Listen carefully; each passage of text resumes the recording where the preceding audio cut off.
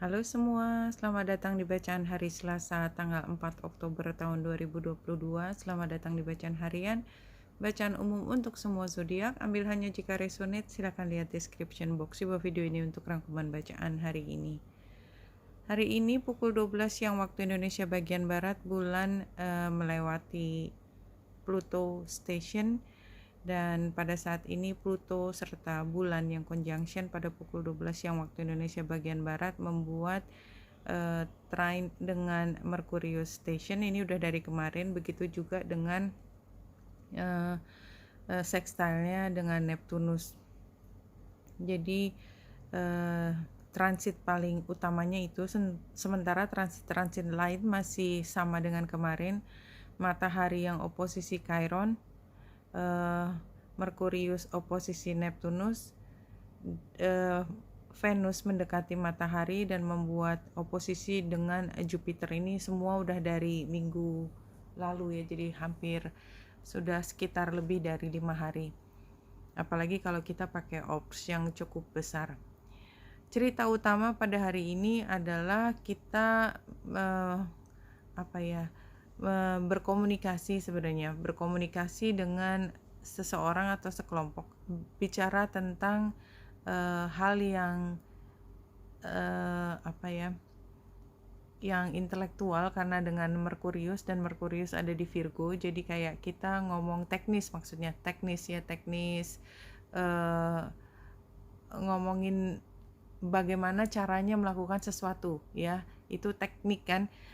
Dan di antara bicara tentang hal yang konkret operasional, bagaimana seharusnya, gimana tepatnya satu hal yang jelas-jelas aja. Tetapi kalau kita mau melihat lebih jauh daripada itu, kita bisa membuat prediksi dan pemahaman yang lebih jauh daripada itu. Jadi ini kayaknya sih memang hari ini intelektual banget ya. Kita ketemu, mungkin rapat ya. Kayaknya utamanya sih rapat, karena Merkurius yang station ini membuat trine dengan bulan, dan bulan juga conjunction dengan Pluto, sehingga pembicaraannya menjadi super serius ya, lebih serius daripada seharusnya barangkali ya, karena mungkin ada masalahnya adalah ketidakjelasan, somehow seperti itu. Jadi satu hal bisa dilihat dari berbagai sudut pandang. Bulan juga oposisi dengan Lilith, ini menunjukkan kalau situasinya memang tidak perfect banget ya. Jadi kalau kita mencari cara lain yang tidak biasa, itu juga sangat dimungkinkan. 3 kartu di sini, ini kan ada perjanjian, jadi mungkin ini memang niatan untuk memperjelas diri, niatan untuk saling membuka informasi semaksimal mungkin, karena memang ini adalah satu bentuk kerjasama, ini satu bentuk dari kolaborasi yang hanya bisa berhasil kalau masing-masing punya tingkat keyakinan dan kepercayaan yang tinggi ke diri sendiri maupun ke koleganya. Dan apa yang terjadi adalah kita mampu membawa tim ini ke fase yang lebih tinggi, karena kita bersedia bekerja sama dan dasarnya adalah saling percaya. Ini perfect timing, satu kartu yang jumping. Act on inspiration, the doors are open. Iya, jadi ini memang membawa satu kesempatan untuk mulai satu hal yang baru. Tadi gambar trompet ya, angel membawa trompet. Jadi kalau 3 kartu ini release jealousy, jadi apapun yang menyatukan kerjasama ini sebenarnya ini udah kelompok yang solid, jadi tidak lagi saling sikut-sikutan. Itu yang saya lihat ya, ini benar-benar adalah partnership ya, kebersamaan, kolaborasi, dan kita bisa berharap semaksimal mungkin apa yang kita kerjakan itu bisa berhasil mencapai apa yang kita inginkan, yang kelompok inginkan.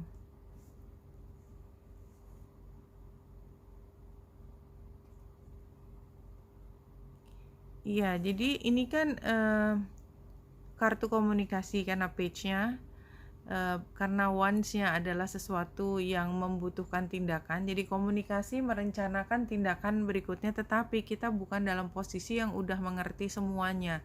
Jadi masih mencoba meraba-raba, memahami, tapi kita tetap terus berkomunikasi. Ini challenge-nya adalah chaos. Jadi artinya barangkali diskusi ini memang berjalan agak liar ya. Jadi advice-nya adalah ini kan advice-nya saya tadi pikirnya adalah harus ada pemimpin, dan ini adalah gambar pemimpin tapi terbalik. Jadi kayaknya ini menurut saya advice-nya adalah tetap kelompok yang berdiskusi ini perlu untuk membuka diri lebih jauh, tetapi tidak ada arahan yang begitu kaku, karena hasilnya akan lebih baik kalau tidak terlalu kaku. Dan ini kita lihat Knight of Pentacles sebagai hasilnya, maka paling tidak dari Page of Wands menjadi Knight of Pentacles itu kan udah naik pangkat ya. Jadi dari mulainya kita tidak tahu mesti ngomong apa gitu ya, dan kita juga kayaknya jadinya diskusinya agak tidak terarah. Somehow barangkali memang diskusi yang agak tidak terarah, tetapi tetap dalam kisi-kisi itu membuka kemungkinan untuk bisa melihat apa yang masih kita bisa tawarkan, apa yang kita bisa lakukan ke depannya yang membawa keuntungan.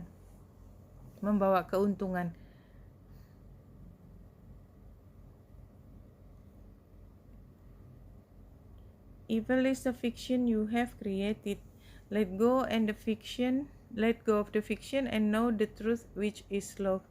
Jadi kalau dari kalimat ini, kalau kita confused, kalau kita berpikir bahwa ada pihak yang berusaha untuk menjatuhkan kita, atau kelompok ini takut atau khawatir akan pihak yang berusaha menjatuhkan, mengalahkan, menyerang, maka sebenarnya tidak begitu kondisinya.